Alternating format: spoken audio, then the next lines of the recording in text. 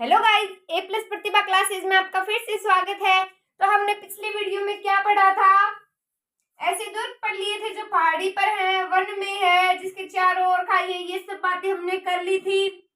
Next हमने क्या पढ़ा था? उसके आगे हमने पढ़ा था कि दुर्गों की श्रेष्ठता का क्रम हमने पढ़ लिया था। जैसे सबसे पहले जो सैन्य दुर्ग है वो सर्वश्रेष्ठ माने गए हैं, उसके बाद गिरि दुर्ग, जल दुर्ग, धावन दुर्ग, ऐसी बात हमने ये सब पढ़ ली थी। तो अब हम पढ़ेंगे जो विश्व धरोहर सूची में शामिल है वो 6 दुर्ग। तो देखिए, हेडिंग लगाइए, हेडिंग लगाइए विश्व धरोहर सूची। विश्व धरोहर सूची में शामिल दुर्ग, विश्व धरोहर सूची में शामिल दुर्ग। तो देखिए, अब हम पढ़ रहे हैं विश्व धरोहर सूची में शामिल दुर्ग। तो इसकी एक छोटी सी ट्रिक है, वो आपको आसानी से याद हो जाएगी। तो ट्रिक क्या है? ट्रिक बताइए क्या है? आम, चीकू, गाजर। क्या है ट्रिक? लिखिए, आम, गाजर, चीकू। आम, गाजर, चीकू। क्या है ट्रिक? आम, गाजर, चीकू। आम, गाजर, चीकू आप 2-4 बार बोलेंगे तो ये आसानी से आपको याद हो जाएगी। तो देखिए, आम से क्या हो गया? आम से आमेर, और इससे आगे क्या हो गया? चित्तौड़। कू से कुंभलगढ़, जैसे जैसलमेर, गागरोन। तो ये सब बातें लिखिए। आम से आमेर लिखिए।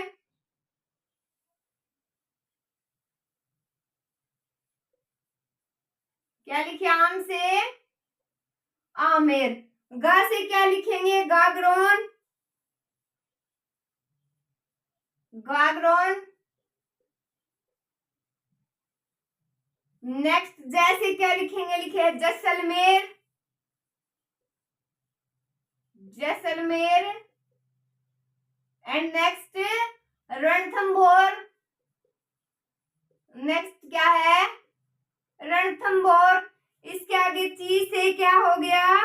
चित्तौड़। तो लिखिए ची से चित्तौड़, ची से चित्तौड़गढ़। नेक्स्ट देखिए, कु से कुंभलगढ़। तो देखिए, है ना ये मजेदार ट्रिक? तो देखिए, हम पढ़ रहे हैं विश्व धरोहर सूची में शामिल दुर्ग। कौन कौन से हैं? आमेर, गागरोन, जैसलमेर, रणथंभौर, चित्तौड़गढ़ और कुंभलगढ़। तो इनमें जो मोस्ट है हमें वही देखेंगे, जिनसे बार बार परीक्षाओं में क्वेश्चन पुट होते हैं। तो वो देखिए, सबसे पहले हम पढ़ेंगे जो मोस्ट है। इसमें क्या है? मोस्ट चित्तौड़गढ़। तो चित्तौड़गढ़ दुर्ग के बारे में हम सारी बातें देखेंगे। तो हेडिंग लगा लीजिए, चित्तौड़गढ़ दुर्ग। क्या हेडिंग लगानी है? लिखिए चित्तौड़गढ़ दुर्ग।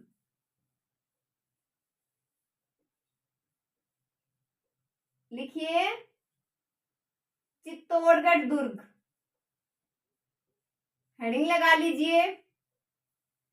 तो चित्तौड़गढ़ दुर्ग है, उसके निर्माता पढ़ेंगे, वो किस पहाड़ी पर बना है, समय, स्थिति, सारी बातें हमें देखेंगे। तो लिखिए, चित्तौड़गढ़ दुर्ग का जो निर्माता है वो कौन है? चित्रांगद। कौन? मौर्य। तो निर्माता कौन है? चित्रांगद मौर्य। नेक्स्ट बात करें, स्थिति कहाँ है? तो चित्तौड़गढ़। पहाड़ी किस पहाड़ी पर बना है? तो ये चित्रकूट पहाड़ी पर बना है। पहाड़ी कौन सी है? लिखिए चित्रकूट पहाड़ी। किस पहाड़ी पर बना है? चित्रकूट पहाड़ी पर बना है। समय देखिए, समय बनाया गया था तो समय देखिए 7वीं शताब्दी। समय है 7वीं शताब्दी।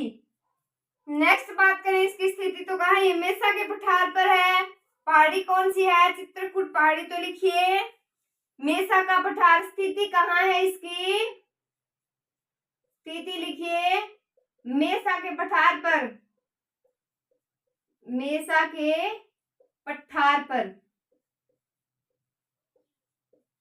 तो ये मेसा के पठार पर है, और गंभीरी और जो बेड़च नदियां उनके संगम स्थल पर है। तो ये बात नोट चलो कर लीजिए। आपको ये थोड़ी याद रहेगी। गंभीरी और बेड़च के संगम पर है ये, बेड़च के संगम पर कौन सा दुर्ग है? चित्तौड़गढ़ दुर्ग। तो इसकी समुद्र तल से जो ऊंचाई है वो कितनी है? 1850 फुट। तो ये बात लिख लीजिए। स्थिति समुद्र तल से जो ऊंचाई है वो, समुद्र तल से ऊंचाई, तो ये इतना डीपली नहीं पूछा जाता, फिर भी बड़े एग्जाम में कई बार पूछ लिया जाता है, तो आप नोट कर लीजिए ऊंचाई कितनी है? 1850 फीट। कितने फुट है? 1850। तो मीटर कितने? लगभग 616 मीटर। नेक्स्ट देखिए, बात करें हम उपनाम की, तो ये प्राचीन किलों का सिरमौर है, राजस्थान का गौरव है, राजस्थान का दक्षिणी पूर्वी द्वार है। तो ये बात नोट कर लीजिए। उपनाम में नोट कीजिए क्या क्या है उपनाम प्राचीन किलों का? सिरमौर, प्राचीर या प्राचीन किलों का सिरमौर। नेक्स्ट, सभी नृत्यों का सिरमौर क्या बताया था मैंने? घूमर है। जब हमने नृत्य पढ़े तो ये बात हमने देख ली है। देखिए नेक्स्ट, राजस्थान का गौरव, राजस्थान का गौरव। नेक्स्ट क्या है? राजस्थान का दक्षिणी पूर्वी द्वार, राजस्थान का दक्षिणी पूर्वी द्वार। तो आप भी साथ साथ नोट्स बना लीजिए। दक्षिणी पूर्वी द्वार। तो देखिए हम क्या पढ़ रहे हैं? हम पढ़ रहे हैं चित्तौड़गढ़ दुर्ग। निर्माता कौन है? चित्रांगद मौर्य। पहाड़ी किस पहाड़ी पर बना है? तो चित्रकूट पहाड़ी या चित्राकूट पहाड़ी है उस पर बना है। तो चित्तौड़गढ़ दुर्ग के निर्माता कौन है? चित्रांगद मौर्य। पहाड़ी किस पर है? चित्राकूट पहाड़ी। कौन सी सन में बनाया गया? कौन सी शताब्दी में ये बनाया गया था? तो ये बनाया गया था 7वीं शताब्दी के अंदर। नेक्स्ट की स्थिति अगर पूछ ली जाए, मेसा के पठार पर कौन सा दुर्ग स्थित है? तो मेसा के पठार पर है चित्तौड़गढ़ दुर्ग स्थित। तो समुद्र तल से इसकी ऊंचाई कितनी है? 1850 या 1850 फुट। मीटर में अगर बात की जाए तो 616 मीटर। नेक्स्ट देखिए क्या है? ये गंभीरी और बेड़च के संगम पर स्थित है। तो ये बात थोड़ी सी आपको ध्यान में रखनी है कि गंभीरी और बेड़च के संगम पर दुर्ग स्थित है। कौन सा दुर्ग है? तो वो है चित्तौड़गढ़ दुर्ग। उपनाम क्या है? प्राचीन किलों का सिरमौर, राजस्थान का गौरव, दक्षिणी पूर्वी द्वार या राजस्थान का दक्षिणी पूर्वी द्वार। तो ये आप नोट कर लीजिए। और नेक्स्ट देखिए, नेक्स्ट बात करते हैं, तो इसी में आगे नोट कीजिए। तो इस दुर्ग में 3 शाक्य हुए। तो चित्तौड़गढ़ दुर्ग किसके लिए प्रसिद्ध है? तो यह 3 शाकों के लिए प्रसिद्ध है। ये बात नोट कीजिए। यह 3 शाकों के लिए प्रसिद्ध है। 3 शाकों के लिए क्या है? प्रसिद्ध है। तो आप भी सुंदर सुंदर नोट्स बना लीजिए, क्योंकि एग्जाम में आने वाला प्रश्न है। चित्तौड़गढ़ दुर्ग के बारे में हमेशा ही प्रश्न पूछे जाते हैं। तो लिखिए प्रथम शाखा कब हुआ था? जो विशेष है वो हम देखेंगे। तो प्रथम शाखा हुआ था 25 अगस्त। कब हुआ था? 1803। तो लिखिए के लिए ये 3 शाखों के लिए प्रसिद्ध है। तो लिखिए प्रथम शाखा कब हुआ था? प्रथम शाखा नोट कीजिए। प्रथम शाखा हुआ था 25 अगस्त 1303। 25 अगस्त 1303 में हुआ था। कब हुआ था? 25 अगस्त 1303। तो आक्रमणकारी कौन थे उस समय? आक्रमणकारी थे अलाउद्दीन खिलजी।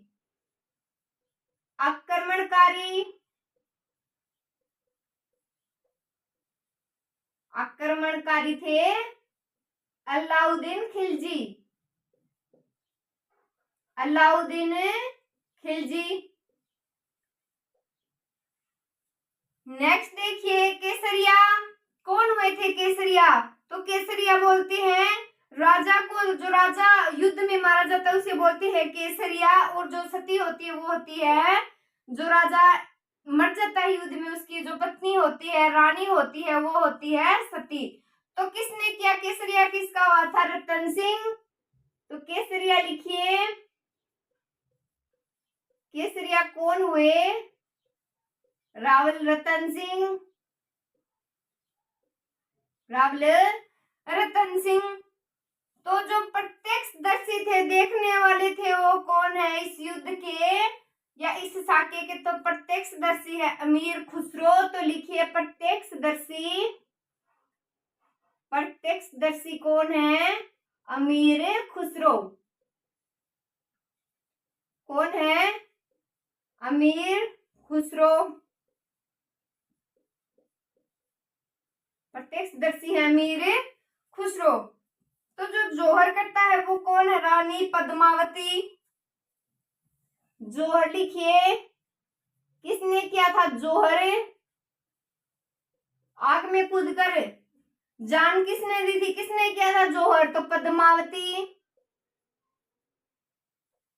पद्मावती या पद्मिनी। तो देखिए चित्तौड़गढ़ दुर्ग में 3 साके हुई है। 3 साकों के लिए प्रसिद्ध है। प्रथम साका कब हुआ? 25 अगस्त 1303। कब हुआ? 25 अगस्त 1303। आक्रमणकारी कौन थे उस समय? अलाउद्दीन खिलजी, केसरिया, रतन सिंह। प्रत्यक्षदर्शी कौन थे इस साके के? तो अमीर खुसरो। जोहर किसने किया? पद्मिनी ने। तो पद्मिनी और रतन सिंह पति पत्नी थे, इसीलिए कहते हैं अलाउद्दीन खिलजी जो वो पद्मिनी को हासिल करना चाहता था। पद्मिनी रानी सबसे सुंदर रानी मानी गई है। इतिहास की सबसे सुंदर रानी भी पद्मावती को कहा गया है, इसलिए अलाउद्दीन खिलजी उसे हासिल करना चाहता था। तो इस तुर्क में इस साके में विशेष क्या था? तो देखिए इस साके के बाद जो अलाउद्दीन खिलजी ने चित्तौड़गढ़ दुर्ग तो जीत ही लिया, तो इसके बाद उसने ना चित्तौड़गढ़ दुर्ग का नाम भी बदल दिया। तो उसने चित्तौड़गढ़ दुर्ग का नाम बदलकर क्या रखा था? खिजराबाद। तो ये बात इसमें इंपॉर्टेंट है, आप नोट कर लीजिए, स्टार लगा लीजिए, इस बात के स्टार लगाकर नोट कीजिए। क्या नोट करनी है? इस साके के बाद अलाउद्दीन खिलजी ने, तो लिखिए इस साके के बाद,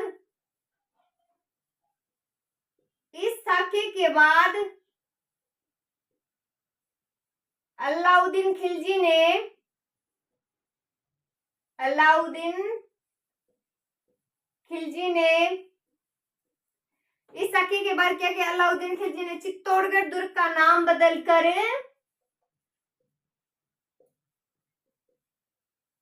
चित्तौड़गढ़ दुर्ग या चित्तौड़गढ़ का नाम बदलकर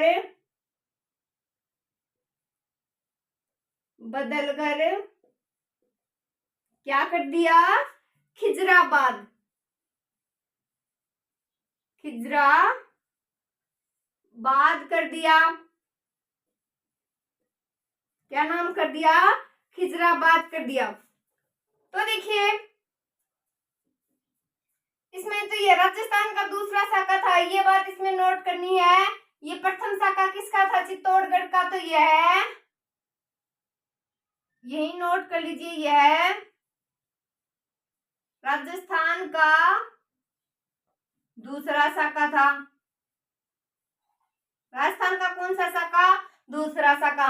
तो एक बार फिर से देखिए प्रथम साका कब हुआ था? चित्तौड़ दुर्ग की बात कर रही हूं मैंने, राजस्थान का नाम नहीं लिया। तो ये राजस्थान का कौन सा साका है? दूसरा साका। प्रथम साका 25 अगस्त 1303। आक्रमणकारी कौन थे उस समय? तो आक्रमणकारी थे अलाउद्दीन खिलजी। केसरिया कौन है? रतन सिंह। प्रत्यक्षदर्शी कौन थे? अमीर खुसरो। जोहर किसने किया? रानी पद्मावती ने। तो चित्तौड़गढ़ दुर्ग का पहला साका है 25 अगस्त 1303, लेकिन राजस्थान का दूसरा साका है। इस साके के बाद अलाउद्दीन खिलजी ने चित्तौड़गढ़ का नाम बदलकर क्या कर दिया? खिजराबाद कर दिया। तो ये बात इसमें इम्पोर्टेंट है। तो ये आपको समझ में आ गया होगा। नेक्स्ट हम पढ़ते हैं दूसरा साका। तो आप हेडिंग लगाइए, हेडिंग लगाइए आप द्वितीय साका।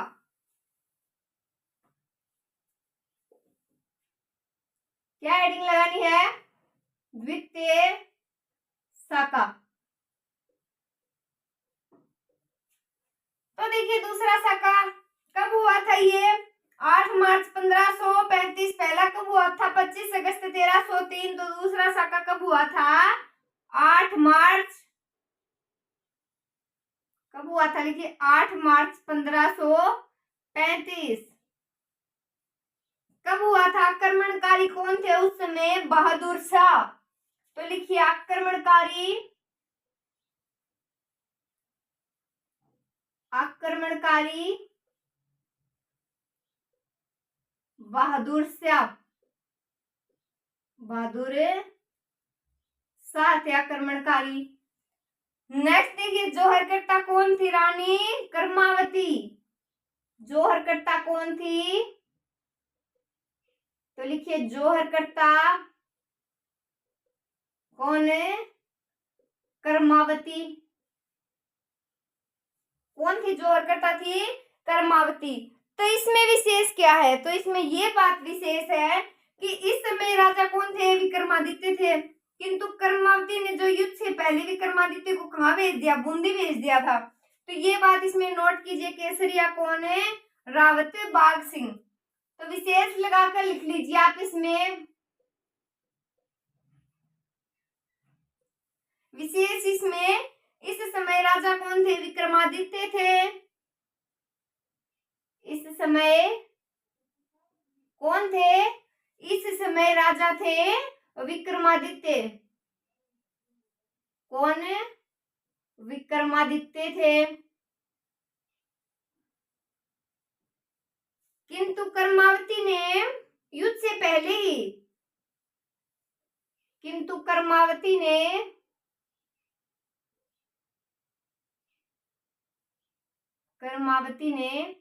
युद्ध से पहले ही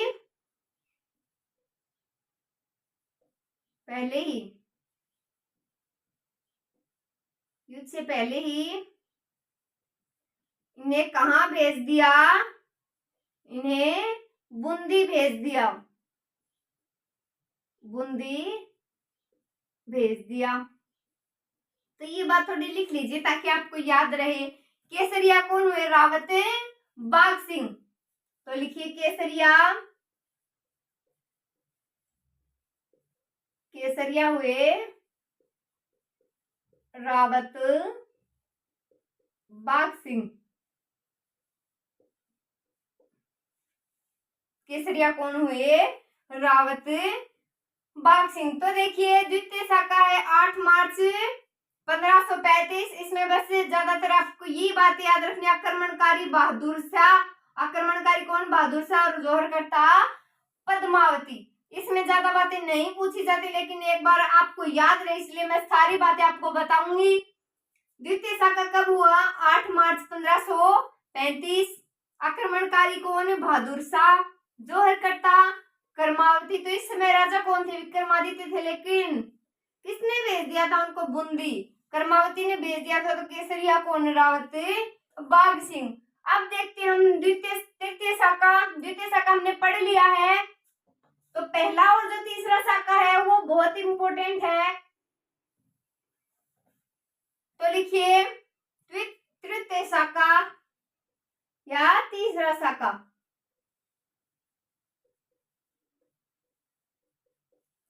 तो देखिए इसमें क्या विशेष है? कब हुआ था ये? 25 फरवरी 1568। 25 फरवरी 1568 को हुआ था। कब हुआ था? 25 फरवरी 1568 को हुआ था। आक्रमणकारी कौन थे? अब की बार आक्रमणकारी थे अकबर। आक्रमणकारी थे कौन हुए? आक्रमणकारी अकबर थे उस समय। आक्रमणकारी कौन है? अकबर। तो केसरिया जयमल, फत्ता और वीर कल्ला राठौड़। जो जयमल सिंह नाम था उनका सही तो जयमल और फत्ता बोलते हैं, जयमल, फतेह सिंह और वीर कल्ला राठौड़। तो केसरिया लिखिए। केसरिया कौन कौन हुए? जयमल। कौन कौन हुए केसरिया? जयमल, फतेह सिंह और कौन हुए? वीर कल्ला राठौड़। वीर कल्ला राठौड़। तो देखिए इस साकी के बाद अकबर ने चित्तौड़गढ़ दुर्ग में कितने, जो 30,000 निर्दोष हिंदू थे उनका कत्ल करवा दिया था। बिना ही मतलब में, बिना ही कोई कारण से क्या किया था अकबर ने? जो 30,000 हिंदू बताए जाते हैं उनका, निर्दोष हिंदुओं का कत्ल करवा दिया था। तो इस युद्ध से पूर्व जो है वो उदय सिंह गोकुंदा की पहाड़ियों में चले जाते हैं। तो ये बात नोट नहीं करनी, और आपकी मर्जी है करो तो आप कर भी सकते हो, मैं यहाँ लिख रही हूँ। तो ये बात नहीं लिखने की, इस साकी के बाद अकबर ने क्या किया तो मैंने आपको समझा दी। इस साकी के बाद यानी तृतीय साका आक्रमणकारी कौन था? अकबर थे। कब हुआ था? 25 फरवरी 1568। तो कहा जाता है कि इस साकी के बाद अकबर ने चित्तौड़गढ़ दुर्ग में जो 30,000 निर्दोष हिंदू थे उन्हें मरवा दिया था, उनका कत्ल करवा दिया था। तो इस युद्ध के पूर्व ही उदय सिंह जो गोकुंदा की पहाड़ियां में चले जाते हैं। तो ये बात आपको नोट नहीं करनी, नोट हम ये बात करेंगे कि इस साकी के बाद अकबर ने आगरा में जयमल और फत्ता की मूर्तियों का निर्माण करवाया, जो बहुत बार क्वेश्चन पूछा गया है। तो लिखिए इस साकी के बाद, इस साके के बाद किसने? अकबर ने। तो इस साके के बाद अकबर ने आगरा में जयमल और फत्ता, जयमल और फत्ता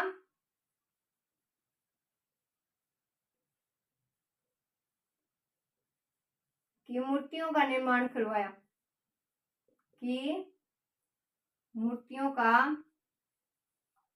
निर्माण करवाया। तो देखिए तृतीय साका 25 फरवरी 1568। आक्रमणकारी कौन है? अकबर। तो केसरिया कौन? जयमल और फत्ता, वीर कल्ला राठौड़। तो इस साके के बाद अकबर ने क्या किया? आगरा में जयमल और फत्ता की मूर्तियों का निर्माण करवाया। तो देखिए ये राजस्थान का एकमात्र दुर्ग है जो चित्तौड़गढ़ दुर्ग है, इसमें कृषि होती है। तो ये बात हम साके में नहीं पढ़ेंगे, हम अन्य विशेष लगाकर एक टॉपिक लिखेंगे, उसमें हम सारी बातें लिखेंगे। तो देखिए चित्तौड़गढ़ का पहला साका कब हुआ था? तो 25 अगस्त 1303। देखिए एक बार, 25 अगस्त 1303 पहला साका। दूसरा साका कब हुआ था? 8 मार्च 1535। 8 मार्च 1535 कौन सा? द्वितीय साका। और तृतीय कब हुआ था? 25 फरवरी 1568 में तीसरा साका। तो जो पहला साका था आक्रमणकारी कौन हुए? अलाउद्दीन खिलजी। द्वितीय में कौन हुए? बहादुर शाह।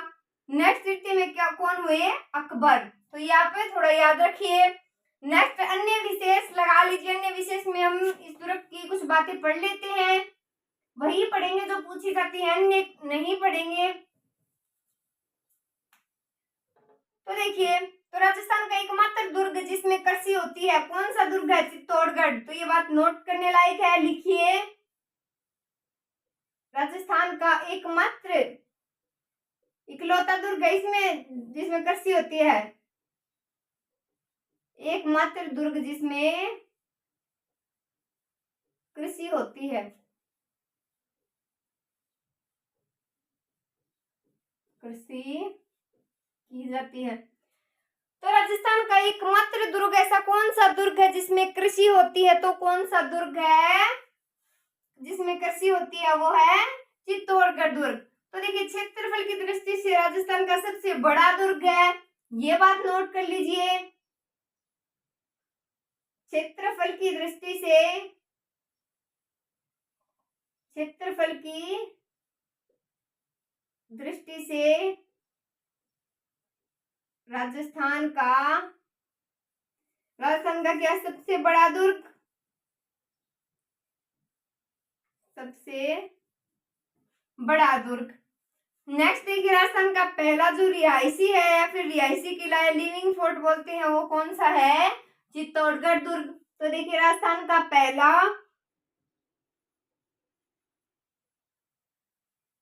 का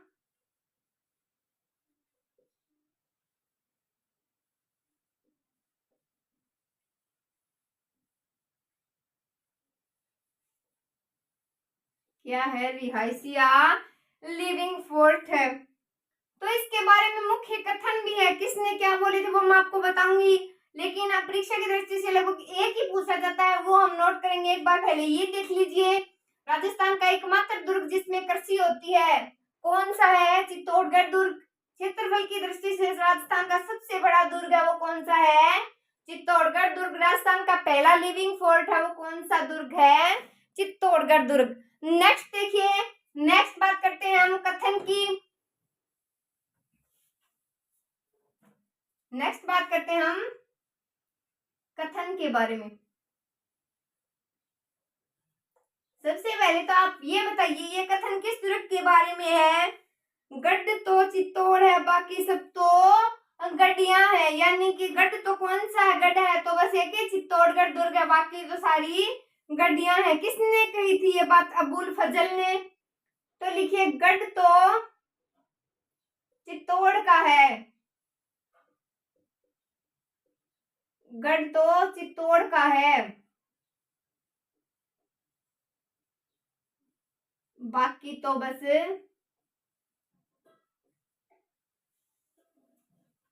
गढ़िया है। किसने कही थी ये बात? अबुल फजल ने। तो देखिए, गढ़ तो चित्तौड़ का है, बाकी तो बस गढ़िया है। किसने कही थी ये बात? अबुल फजल ने कही थी। किस दुर्ग के बारे में कही थी? तो चित्तौड़गढ़ दुर्ग के बारे में कही थी। तो इसके दर्शनीय स्थल भी हैं जो याद रखने होंगे, क्योंकि कई बार उनसे क्वेश्चन आ चुका है और आगे भी आएगा। तो देखिए, दर्शनीय स्थल तो कुल कितने जो दर्शनीय स्थल है, तो कुल प्रवेश द्वार की बात करें तो हम 7 है। तो प्रवेश द्वार लिखिए आप, प्रवेश द्वार कितने हैं? 7 है। तो याद कैसे करें इनको? तो राम लक्ष्मण का भक्त कौन था? हनुमान।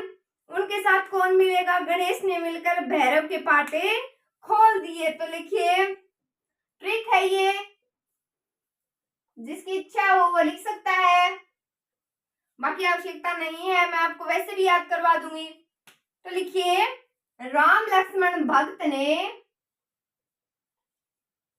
राम लक्ष्मण भक्त कौन था? हनुमान। किसके साथ मिले हनुमान जी? गणेश जी के साथ। गणेश के साथ मिलकर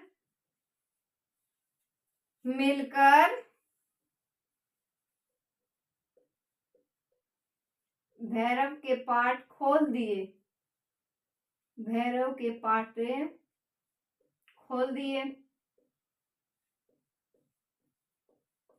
तो देखिए, राम लक्ष्मण भक्त कौन है? हनुमान जी। हनुमान जी ने किसके साथ डील डन कर ली?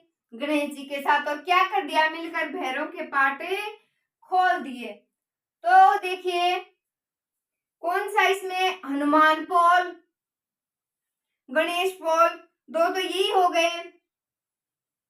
नेक्स्ट तीसरा लक्ष्मण पोल, तो साथ मिलकर यानी जोड़ना, तो ये जोड़ला पोल, और एक राम पोल। तो इसलिए बस मैंने आपको ये बोले हैं। तो लिखिए, जो पार्ट 1 पोल है, जो पार्ट खोल दिए हैं, पार्ट 1 पोल है वो पहला पोल है, पार्ट 1 पोल है पहला पोल है। जो राम पोल है वो लास्ट यानी 7 नंबर पोल है। तो ये बात आप लिख लीजिए, पार्ट 1 पोल पाटवन पोल।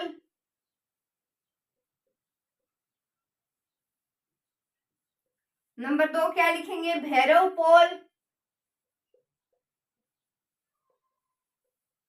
और क्या? गणेश पोल।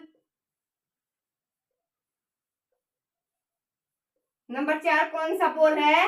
हनुमान पोल।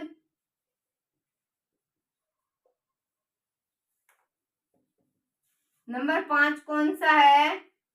क्या बच गया इसमें? जोड़ला पोल। जोड़कर या मिलकर खोल दिए। नेक्स्ट, तो पाटवन पोल, भैरव पोल, गणेश पोल, हनुमान पोल, लक्ष्मण पोल। लक्ष्मण पोल लिखिए, लक्ष्मण पोल। और नंबर 7 पे कौन सा है? राम पोल। तो आपको याद क्या रखना है? एक तो राम पोल, ये क्या है? लास्ट या अंतिम प्रवेश द्वार है वो राम पोल है। और जो फर्स्ट है वो क्या है?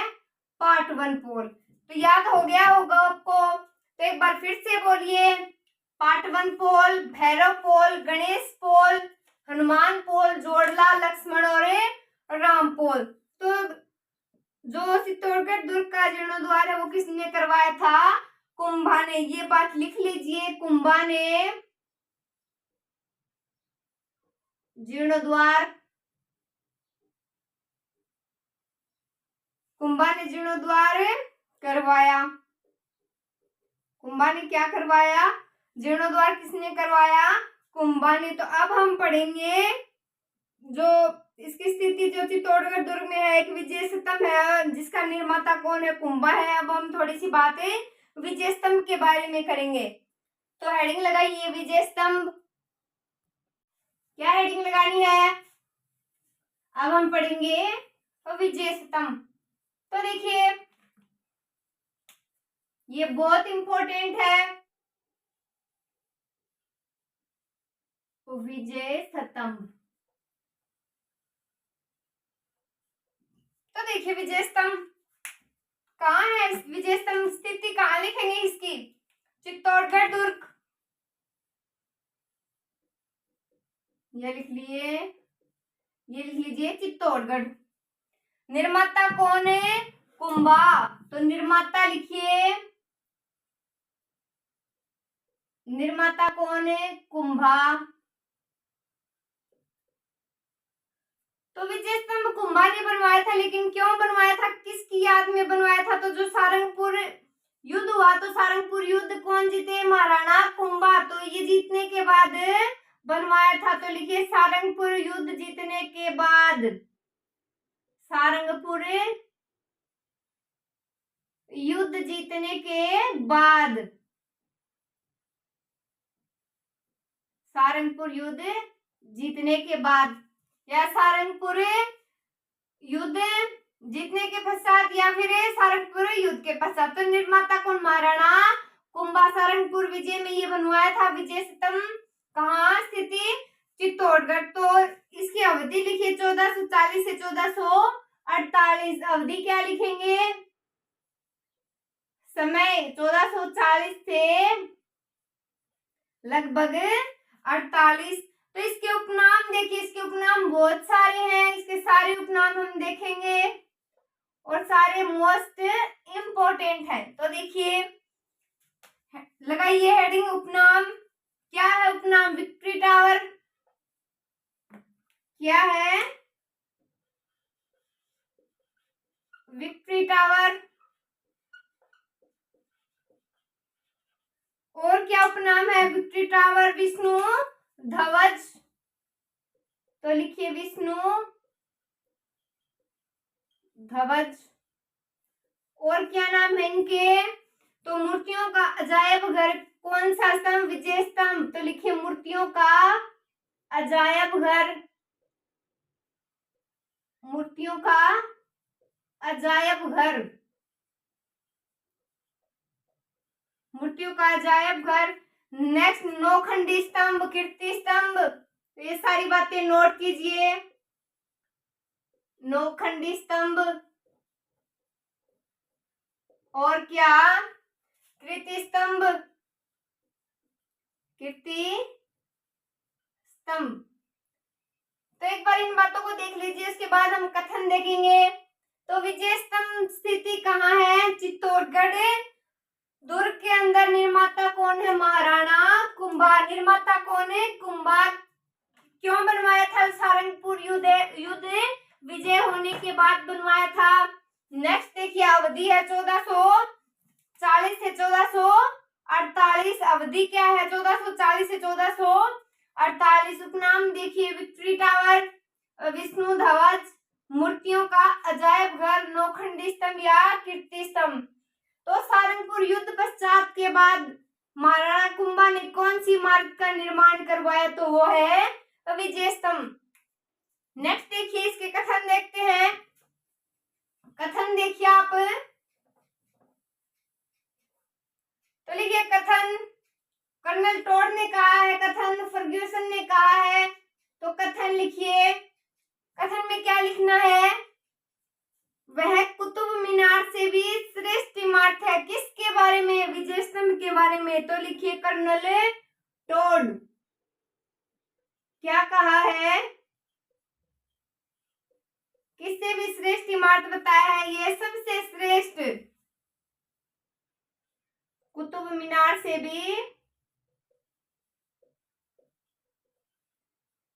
कुतुब मीनार से भी श्रेष्ठ बताया है। किसको? विजय स्तंभ को। तो फर्ग्यूसन ने क्या कहा है? ये रोम का टार्जन के समान इसकी तुलना की है। तो लिखिए फर्ग्यूसन ने क्या कहा है कि रोम के टार्जन कहा है, उसके समान है। रोम के टार्जन के समान बताया। नेक्स्ट देखिए, विजय स्तंभ की जो 5वीं मंजिल है उस पर कीर्ति जो प्रशस्ति है वो अंकित है। तो लिखिए विजय स्तंभ की 5वीं मंजिल पर लिखिए विजय स्तंभ की 5वीं मंजिल पर, 5वीं मंजिल पर क्या है? कृति प्रशस्ति अंकित है। नेक्स्ट, प्रारंभ किसने किया? तो कवि अत्रि ने। प्रारंभ लिखिए कवि अत्रि।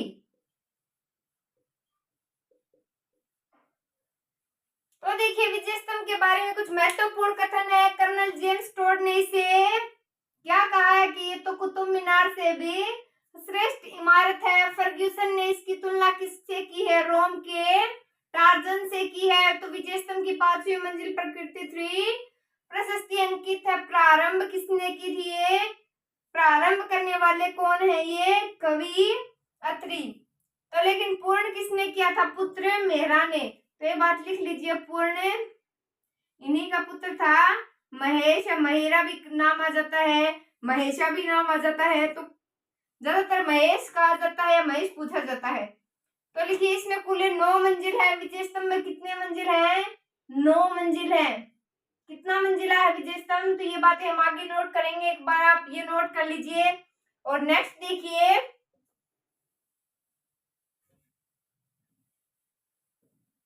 नेक्स्ट देखिए कुल 9 मंजिल है। कुल 9 मंजिल है। कितनी मंजिल है इसमें? कुल 9 मंजिल है। कितना ऊंचा है? 120 फीट ऊंचा है। ये 120 फीट ऊंचा है। अन्य क्या विशेषताएं हैं? 157 सीढ़ियां हैं, 30 फुट चौड़ा है। 157 सीढ़ियां कितने फुट चौड़ा है? 30 फुट चौड़ा है। और क्या बात करें इसके बारे में? तो इसकी 8वीं मंजिल पर 9 बार अल्लाह शब्द अंकित है। ये क्वेश्चन कई बार पूछा गया है। आप इसको तो नोट लगाकर ही नोट कर लीजिए, नोट लगाइए। या ध्यान देने योग्य बातें लगाइए। 8वीं मंजिल पर 9 बार, कितनी बार? 9 बार कौन सा शब्द? अल्लाह शब्द अंकित है। 9 बार अल्लाह शब्द अंकित है।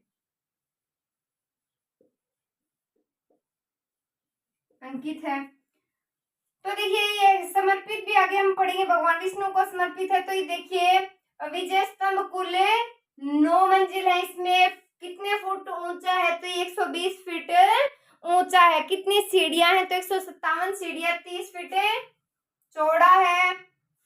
नेक्स्ट देखिए 8वीं मंजिल पर 9 बार अल्लाह शब्द लिखा है। आगे देखिए इससे भी इंपॉर्टेंट बात मैं आपको बताने जा रही हूं। तो देखिए आगे सुनिए, भगवान किसको समर्पित है? विष्णु को। तो देखिए राजस्थान पुलिस का जो प्रतीक चिन्ह है क्या है? वो विजय स्तंभ का ही तो है। जो लोगो है उसका, तो ये पहले तो ये लिखी है भगवान विष्णु को समर्पित है।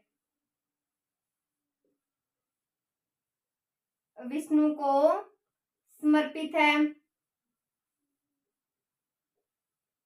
किसको समर्पित है? भगवान विष्णु को। तो ये राजस्थान पुलिस का प्रतीक चिन्ह है। लिखिए, यह राजस्थान पुलिस का प्रतीक चिन्ह है। क्या है? प्रतीक चिन्ह है।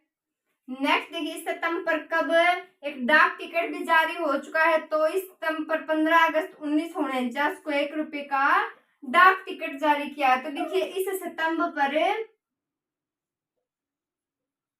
विजय स्तंभ की बात हो रही है, आपको पता है। तो इस स्तंभ पर कब? इस स्तंभ पर 15 अगस्त 1949 को 15 अगस्त 1949 को 1 रुपए का डाक टिकट जारी किया गया। 1 रुपए का डाक टिकट जारी किया गया।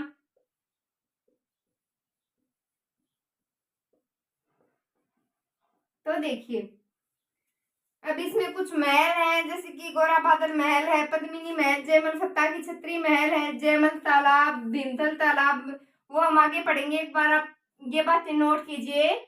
यह भगवान किसको समर्पित है? तो यह भगवान विष्णु को समर्पित है। विजय स्तंभ किस भगवान को समर्पित है? भगवान विष्णु को। राजस्थान पुलिस का प्रतीक चिन्ह कौन सा स्तंभ? विजय स्तंभ। तो इस स्तंभ पर 15 अगस्त 1949 को 1 रुपए का डाक टिकट जारी किया गया। नेक्स्ट देखिए इंपॉर्टेंट लगा लीजिए, इसमें जो स्थित है उसकी बातें करेंगे। गोरा बादल महल, इंपॉर्टेंट, गोरा बादल महल,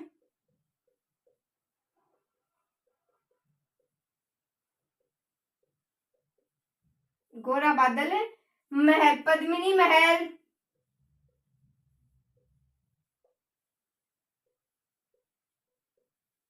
पद्मिनी महल, जयमल और फत्ता की छतरी,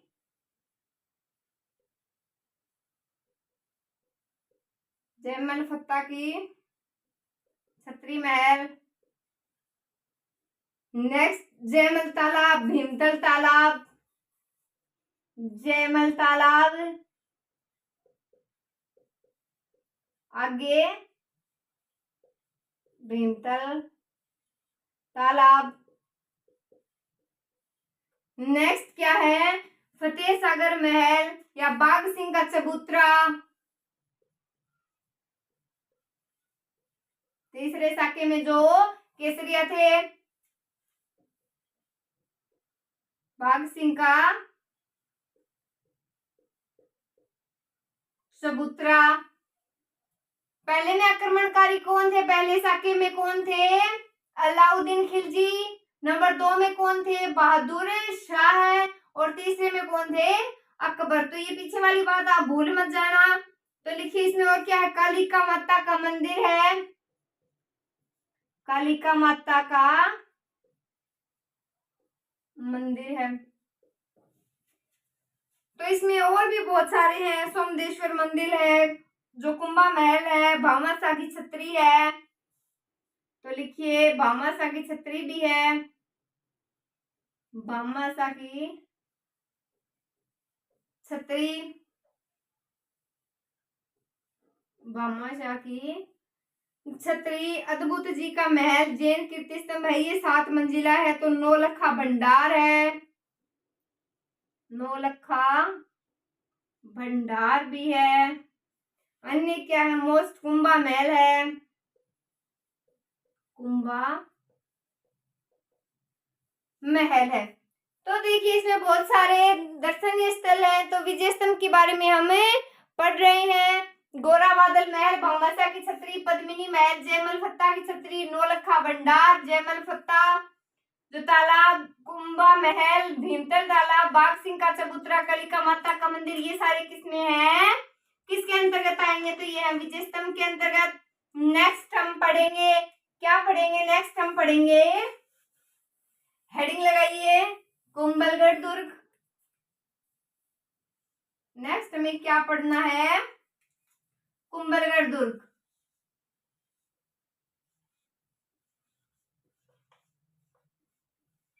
नेक्स्ट पढ़ना है हमें कुंभलगढ़ दुर्ग। तो इसके बारे में हम बातें करेंगे हमारे नेक्स्ट वीडियो में।